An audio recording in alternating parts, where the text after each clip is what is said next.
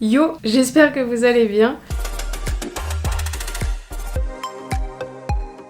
Je viens de terminer de déménager et qui dit déménagement dit tri. J'ai quand même gardé des choses qui me tenaient à cœur dans ma housse d'escrime. Et ça, ma housse d'escrime, je grandis avec quoi. Enfin, je grandis. Évidemment, je ne grandis plus. J'évolue dans la vie avec. Il faut savoir que j'ai commencé à faire de l'escrime, j'avais 10 ans, je crois. Et quand j'ai arrêté, j'avais 14 ans. Il y a 2 ans, j'avais repris l'escrime avec un de mes meilleurs potes parce que lui aussi, il en faisait il y a longtemps et il voulait le reprendre. On passe aux anecdotes. Voilà, en fait, elle m'arrive ici, quoi, à la poitrine. Il faut vous dire que moi, avant, je faisais 1m45, donc ça enlève quand même 5 cm, donc je devais être là, quoi, méga lourd. J'avais pas la même musculature que là, aujourd'hui, et j'avais juste un corps de gosse, en fait, hein, c'est tout. Et en fait, se trimballer la housse, mais mon dieu. Ouais, c'était le complexe sportif à Neuilly-sur-Seine. Et genre, à pied, ça prenait 30 à 40 minutes. Et mes parents, ils pouvaient plus m'emmener. Et du coup, j'y allais, mais en trottinette. Fallait quand même que je fasse gaffe, parce que, bah voilà, j'étais une petite demoiselle, j'avais pas la même gueule que là. Non mais, maintenant que j'y pense. J'étais sur la trottinette, je roulais, et en fait, j'avais ça en bandoulière, en sac à main, qui faisait comme ça, là.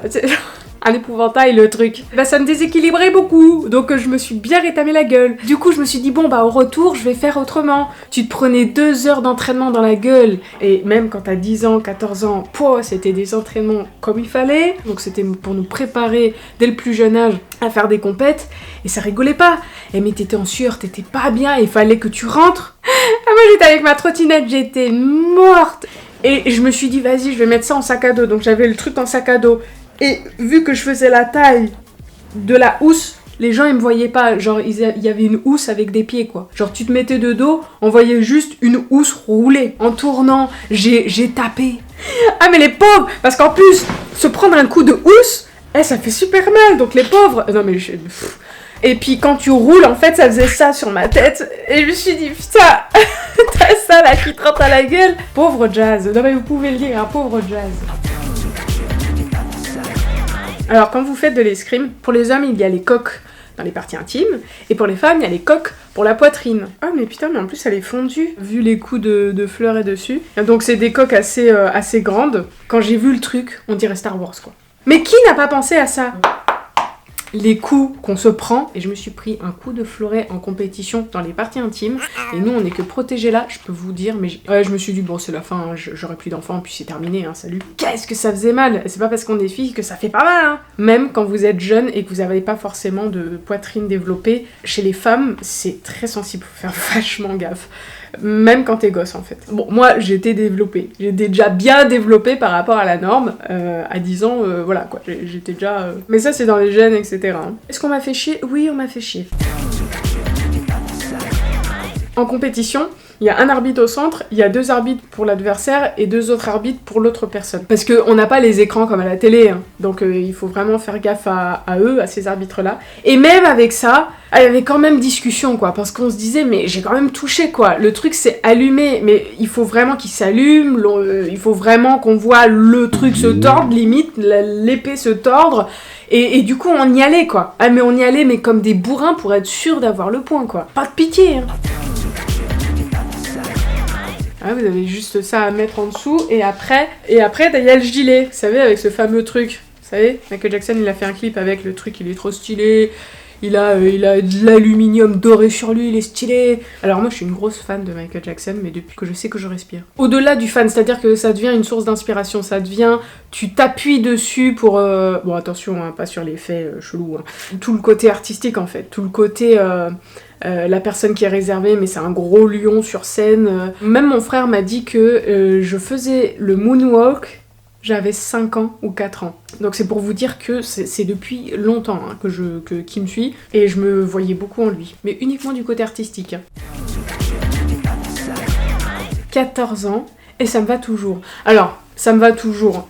Oui et non, parce qu'en fait, quand même, voilà... Ça fait le job. Et pareil, tu crois que t'es stylé avec, mais t'es pas du tout stylé, t'essaies de l'ouvrir et tout, tu sors de compète, t'es stylé et tout. Mais moi j'étais toute petite, toute trapue, pas du tout stylée. Non mais il y a beaucoup d'autodérision dans cette vidéo, c'est important.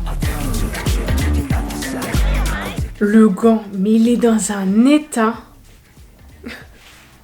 En fait, le gant, si vous êtes droitier ou gaucher, c'est pour protéger votre main qui tient le fleuret, ou l'épée, ou le sabre. Donc c'est toujours à ma taille, mais le truc, on dirait un gant de jardinage, quoi. Le pantalon bûcheron. Donc non, j'ai pris en muscle et du coup c'est vrai que là c'est un peu serré, mais en fait voilà, on a un pantalon comme ça avec les chaussettes, parce qu'il y existe en noir, mais ouais, dans les complexes sportifs et tout, ils aiment pas, ils aiment quand c'est très réglementé, ils aiment quand c'est voilà, le blanc, la tradition, etc.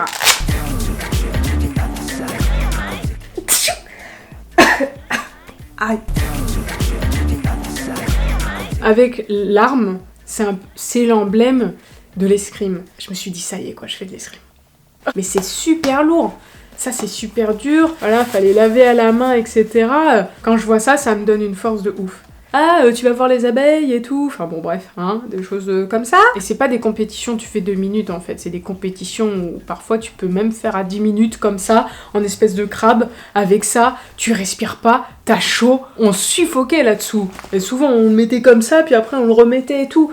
À côté, tu vois, quand je mets un masque, le masque pour la Covid, là, non, c'est rien à côté, vraiment, parce que je me souviens d'un vrai masque. Ouais, non, ça n'a rien à voir.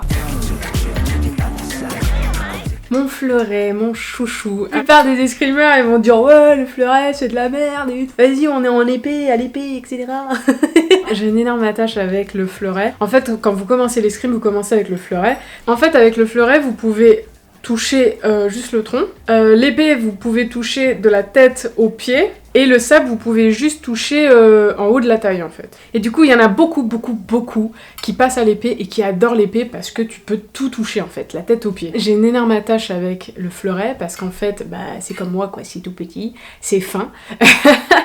Et en fait, c'est uniquement parce que avec ma main, comme je vous dis, j'ai toujours eu une difficulté à avoir de la force dans mes mains, même quand je musclais, etc. Et j'ai un petit poignet. Et en fait, le poids de la lame est nickel, surtout avec le pistolet.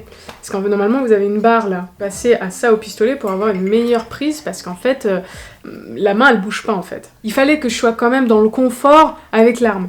Donc du coup, même mon meilleur pote, il me dit, mais le fleuret, mais pff, ouais, non, mais j'ai pas de honte à dire que c'est mon arme favorite. Tu passais un cap, il fallait que tu choisisses soit épée, soit sabre. Et moi, j'étais là en mode, ouais, sabre. En fait, t'as cette image-là quand tu dis sabre, mais en fait, ça a rien à voir. Et donc, j'ai pris épée, parce que j'ai fait comme tout le monde.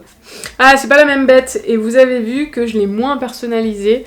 On a un poignet droit, et au bout, comme le fleuret, on a un embout comme ça en fait. Et d'habitude, il y a une mouche en fait, c'est coloré et tout. Et en fait, quand on passe en compétition, on est branché. Et ça, c'est une mouche électrique. C'est-à-dire que c'est le truc, c'est ce qui permet de faire en sorte que la lumière elle s'allume quand vous avez touché en fait. Alors moi, j'avais toujours peur de casser ma lame parce que c'est pas gratuit. Il faut toujours avoir une épée de rechange en fait. Si jamais ta lame elle pète. Et on y allait comme des bourrins quoi.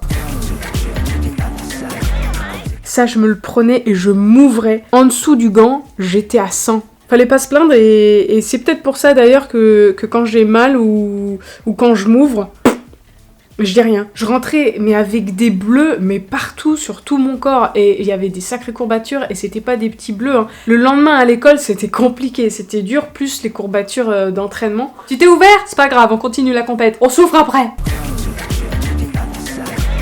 Et en fait, la prise électrique, on la branche à ça. Ah ouais, mais on a des couches et des sous-couches et des sous-couches. On a chaud là-dessous, hein, plus le masque. Et en fait, on branche ça à l'épée et à ça. Et du coup, voilà, ça fait la connectique. En fait, quand vous faites l'escrime, il faut avant que vous saluez. Et en fait, il y a le ciel. Donc en fait, c'était ciel, vie, ici, et terre. Et quand t'es gosse, c'est ciel, vie, terre, voilà. Sur un sport que je kiffais, je voulais vraiment être attentive et faire bien les choses. Et j'étais là en mode ciel, vie et terre. Alors que la personne, elle était là comme ça, en train de m'attendre en mode bon bah c'est bon là, t'as fini ta chorégraphie. Plus on grandissait, plus on faisait les compètes, plus je me rendais compte que les gens, ils faisaient... C'était mi-ciel, mi-vie, mi-terre. C'était ciel-terre. Ça ne ressemblait à rien. C'était, on oubliait le ciel, on faisait vie-terre. Voilà. Voilà, le fleuret, il est déjà en haut, ça fait le ciel, hop, vie, terre, terminé. Non mais, on n'a plus le temps. Fallait qu'on passe par des pompes, des abdos. Vous savez, la position de l'escrimeur en espèce de crabe, là, comme ça. On devait rester comme ça en squat pendant longtemps. On avait mal. Et si on baissait, hop, Il nous donnait un petit coup d'épée, un petit coup de fleuret au niveau des mollets, ça fouette, ça fait mal. Ça fait très mal. Bah ouais, mais c'est pour qu'on devienne meilleur en fait. La personne, elle nous bat pas, tu vois. La personne, elle est juste là, juste à rectifier. Donc oui, ça fait mal, mais justement, pour éviter d'avoir mal, fais le truc, tu vois. Fais. Et après, fallait avancer, reculer. T'étais mort. Tu fais un match, t'es mort. Ouais, quand je rentrais là, j'étais rincée. Et en plus, j'avais l'école, etc. Et j'avais que hâte, c'était d'y retourner. J'ai fait plein d'autres sports, mais ce sport-là m'a particulièrement marqué et il reste à vie, c'est-à-dire que même le taekwondo, sans plus. Et c'est au même niveau que le catch en fait, c'est-à-dire que ces deux sports m'ont vraiment apporté, l'escrime m'a vraiment apporté en réflexe. Au début, quand vous n'êtes pas habitué à avoir une arme sur vous avec un masque, déjà vous avez peur de vous prendre un coup. En fait, quand vous vous prenez un coup dans le casque, ça résonne de fou, vous avez moins peur, vous fermez moins les yeux, vous avez maintenant le regard très fixé sur la personne. Et donc du coup, quand je suis passée après plus tard au taekwondo, quand j'étais plus âgée, quand j'ai dit ça, ils m'ont dit du coup t'as une bonne base parce qu'effectivement l'escrime vous apprend ça. Et du coup au taekwondo, effectivement, j'avais pas peur de me prendre des coups.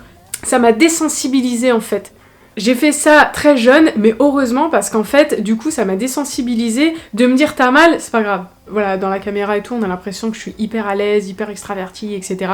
Mais en fait, avant, j'étais tout l'inverse. J'étais très introvertie, très timide. Vous voyez, l'exemple avec Michael Jackson, c'est ce que je voulais. C'est que je voulais ce feu en moi, je voulais ce lion en moi. Sauf qu'en fait, j'arrivais pas à l'école, j'arrivais pas ailleurs. Le fait de porter un masque m'a énormément aidée. Le maître d'armes me disait, tu sais pourquoi t'y arrives pas ? Parce que là, t'es trop défensive. Ça reflétait ma personnalité du moment. J'arrivais pas à être offensive. Un jour, un maître d'armes est venu en face et m'a dit « En fait, ton problème, c'est que t'es trop défensive. Passe à l'attaque. » Et je pensais que j'en étais pas capable, en fait, parce que c'était pas dans ma personnalité. Je passe à l'offensive et la personne en face était complètement paumée. Il ne s'attendait pas à ce que je devienne offensive comme ça. Passe à l'offensive. Et depuis, c'est resté. Comme quoi, une phrase peut vous changer une vie, peut rester pendant des années et des années. Vous vous rendez compte qu'on m'a dit cette phrase, j'avais 12-13 ans. C'est resté, j'en ai 29. Depuis que je suis passée à l'offensive, mon caractère aussi a changé dans ce côté-là. C'est-à-dire que je suis beaucoup plus tenace, je m'affirme plus, j'ai moins peur. Même dans la vie, je voulais passer à l'offensive. Même dans la vie, mais j'y arrivais pas. Et avec le masque, en fait, on voyait pas mon regard. Du coup, c'était très simple pour moi de passer à l'offensive, parce que les gens, ils voyaient pas ma gueule. J'avais le regard noir, mais noir. Mais j'ai vu que c'était possible. Je me suis dit, ah ouais, mais le feu, il est là, en fait. Si vous aussi, vous avez des sports comme ça, avec quoi vous avez grandi avec... et qui vous ont changé en fait le caractère, qui vous ont fait du bien et tout, n'hésitez pas, si ça vous a donné de la confiance en vous, si ça vous a procuré du bien-être. Je vous souhaite une bonne fin de semaine et à très vite. Ciao!